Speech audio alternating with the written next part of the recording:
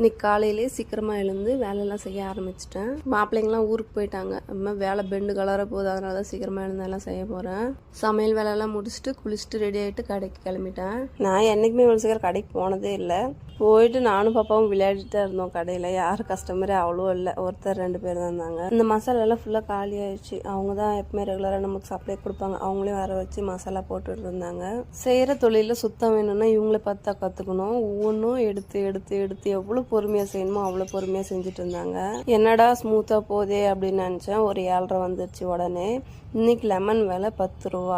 ஒரு அம்மா ஆட்டோ விட்டு குடுக்குடுன்னு இறங்கி வந்துச்சு. எதுவுமே வாங்கல, 3 லெமன் மட்டும்தான் வாங்குச்சு. ஏதாவது ஒரு பொருள் விலை ஏறிட்டா எங்கேயுமே கிடைக்காது, யாரும் போட மாட்டாங்க, லாஸ் ஆகிடுன்னு சொல்லிட்டு. ஆனால் எங்கள் கடையில் எப்பவுமே இருக்கும். ரெகுலர் கஸ்டமர் வந்து இல்லைன்னு போகக்கூடாதுன்னு சொல்லிட்டு எல்லாமே நாங்கள் போடுவோம். வந்து 3 லெமன் எடுத்துக்கிட்டு இந்த 20 ரூபாய்க்கு 3 கொடுன்னு பேரம் பேசிட்டு கிடந்துச்சு. இல்லை வராது, ரேட் ஜாஸ்தி ஆயிடுச்சுன்னு சொல்கிறேன். இல்லவே இல்லைன்னு சொல்லிட்டு கம்முன்னு காசை வச்சுட்டு போயிட்டே இருக்கு. ஏமான்னு கூப்பிட்டு திரும்பவும் கொஞ்ச நேரம் பேசினதுக்கு அப்புறம் 5 ரூபாய்க்கு கொடுக்குது. ஆக்சுவலாக மார்க்கெட் எங்களுக்கு விலை 8 ரூபா, 24 ரூபா ஆச்சு. ஆனா அந்த அம்மா கொடுத்தது 25 ரூபா தான். இதுல எங்களுக்கு லாஸ் தான். அதனால காய்கறி கடையில குறமாட